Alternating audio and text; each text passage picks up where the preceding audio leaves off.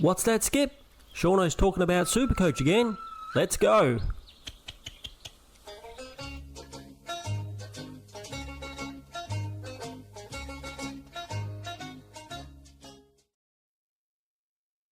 G'day everybody, it's Seano again, and I'm back with some more Supercoach content.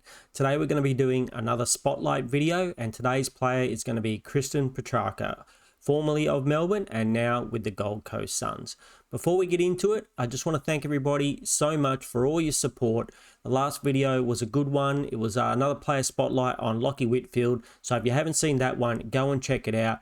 Now, after seeing that video and seeing the stats that I put up, Lachie Whitfield is definitely in my team.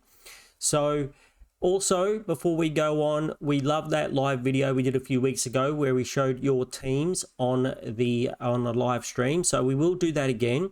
So don't forget to join my Discord. So down below you will see a code for my Discord. There's a link. If you join that, pop your team in the section that says post my team here. I'll go ahead and review your team live on stream. So before we go on to, if you haven't already subscribed, now is the time to do it. It is getting to the pointy end of the pre-season. So there are going to be some really important videos coming up and you're not going to want to miss them.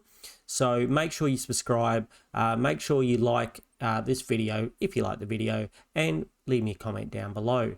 All right, let's move on and look into our player spotlight video for Petracca. One more thing before we go on. My leagues were very popular, so we've got a couple of leagues just underneath the picture, underneath me here at the moment. If you want to join those leagues, go ahead. We might have some draft leagues. Well, we will have some draft leagues close to the season. And if you're interested in cash leagues, same thing. Sign up down below on my Discord. Let me know. And if we get enough people, we'll do some cash leagues as well.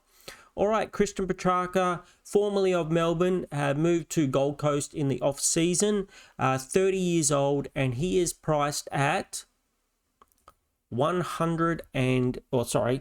if only he was priced at 100,000. He's placed at 522,300 in Supercoach, and that made him the 5th best forward last year. Now, before we go on to what happened last year, I think we'll have a quick look at his buys and see how they go. So once again, thank you for this infographic. If you'd like a copy of this infographic, again, join my Discord and grab yourself a copy there. Okay, so he has the round 3 early buy with Hawks, Sydney and Bulldogs. There are quite a few other players on that buy that we might want. So this could be a factor in why some people aren't picking him and why he isn't quite as popular as maybe he should be. And then also probably even more of an issue is this round 12 buy. Again, this is a buy that has a lot of players that we want to start our teams with. If you're starting your teams with people like Rosie, Butters, McKercher, Sherry, Dawson, Anderson, Rao, there are a lot of players on this round 12 buy that we would love to start the season with. One of the advantages for him, so that's probably a tick against him or a cross against him. A tick for him, though, is Gold Coast have an excellent early fixture. So they're going to get some pretty easy games, which means you think he might score above the what's expected from him. So let's get rid of this. And as we can see, at the moment, he's owned by 39% of people. So a little bit under half the league. This is probably a good thing. You know, there's not too many other forwards that we know are going to play. There was a recent write-up about Matt Sims where he was playing on Matt Rao. I don't think that means he was playing in the second team. I think that means they intend him to be playing midfield. And we know when he plays the midfield, this guy is an absolute bull. Now, he didn't have the best year last year, but one thing we know, Melbourne aren't the same team as they were a few years ago. He didn't have his mate Clayton Oliver performing as he has in the past, and it kind of made him the main man a little bit of the target. The other teams didn't have to worry so much about Oliver, so they put their time into Petracca. Not only that, but I think the thing that a lot of people are missing, if we go back to round 13, 2024. He was kneed in the ribs by Darcy Moore. And not only was he kneed in the ribs, but he went on to play the rest of the game after being kneed in the ribs. So after the game, they discover he's got 4 broken ribs. He's got a punctured lung, and he's got a grade 5 lacerated spleen. Now, I didn't know what a grade 5 was, so I looked it up. That's the worst you can get. So he went straight to hospital and spent quite a few days in hospital. Now, this isn't a normal AFL injury. This is a very, very serious injury. Could even be potentially life-threatening injury. So, he went through and he got this injury and he played the rest of the game. How tough is this man? Like, you don't see that too much these days. It's not like the old days when, people come on with broken bones and things. This guy went on and played the rest of the match with all of those injuries. That is just amazing and shows how tough he is. Now, coming into the 2025 season, in the preseason, he gets hit again in the same side and fractures another rib. So to say he was underdone coming into that 2025 season is probably an understatement. Now, he didn't play all the rest of 2024 after he had that injury. And with that delayed preseason, with the 2025 injury, you can have to say he certainly wouldn't have been 100%. So we really have to take that in mind. Now, all reports say that he is absolutely killing it at Gold Coast, and that he's like we said in the intra-club match, he was matched up on Rao. So to me, that kind of says they're looking to be putting him in the midfield. Now, you might say, hey, Seano, there's a lot of mouths to feed on that midfield now. There's, they've got Tom Green. Not Tom Green. They've got Matt Rao, Noel Anderson. There's Torque Miller. So there are a lot of people in there. But can he get the ball like they do? And I think the answer is yes. If he can get back to that past form, I think he can be an explosive player just like he was back then, who is not only getting his own ball, but, sprinting off into the forward 50 and kicking goals. He is a known goal kicker, and that is great. We love that off our midfielders. And in this case, with his dual position status of mid forward, it makes him even more valuable. So if we have a look back at his stats, now I'm looking, if you go back to 2024, the games before he got injured, he was averaging a 103. So at average 103, in the 2025 season, if he could have kept that same average, he would have been second behind Harry Sheezel as a forward. Obviously, we didn't have Harry Sheezel as a forward either last year. So, he would have came, if Harry Sheezel wasn't there, which we know he wasn't, he would have been the number 1 forward scoring. So that's something really to take into account. The nearest closest after that is Isaac Rankinene, who we all know is suspended for that first couple of matches of the season.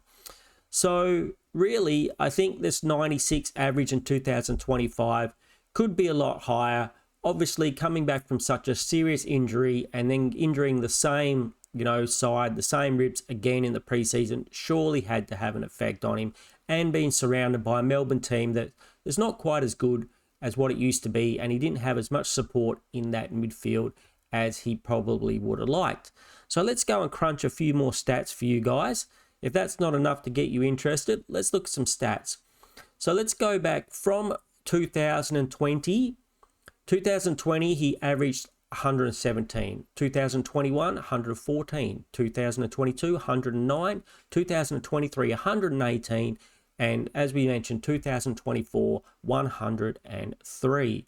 So that is amazing. If you could get any of those averages in your forward line, that player would be an absolute lock.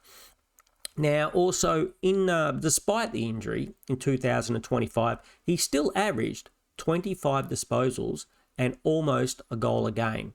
So again, they're very, very good stats, and they are elite for any forward that we're going to get in Supercoach.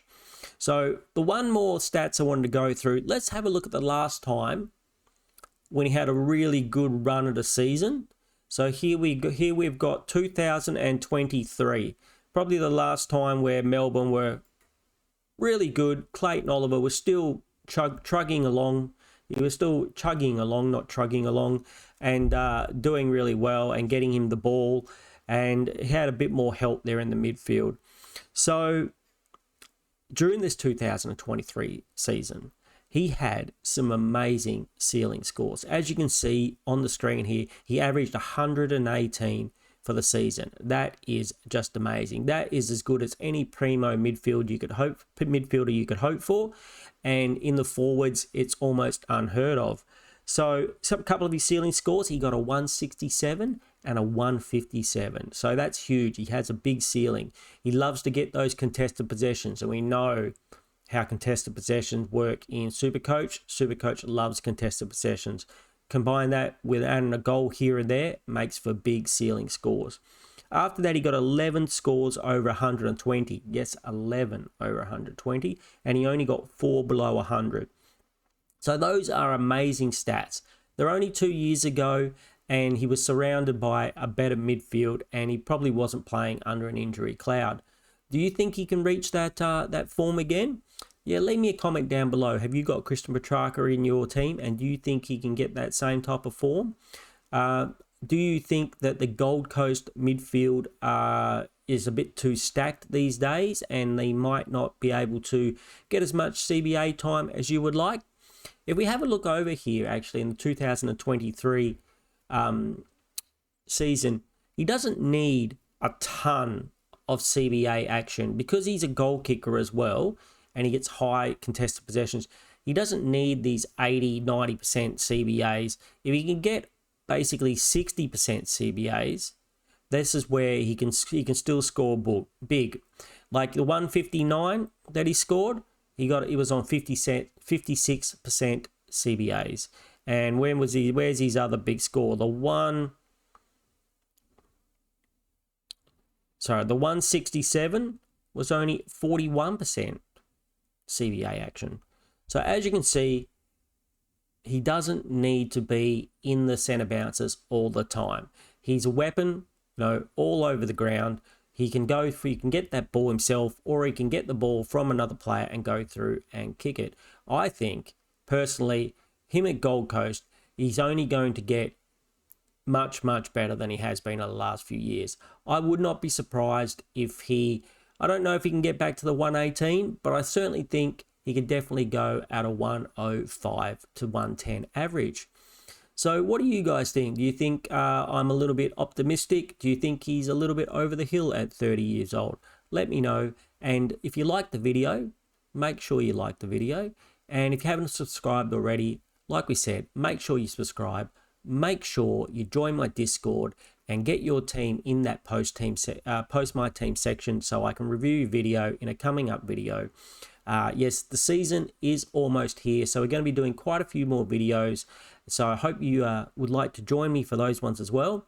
I hope everyone has an awesome day, and I will speak to you all very soon.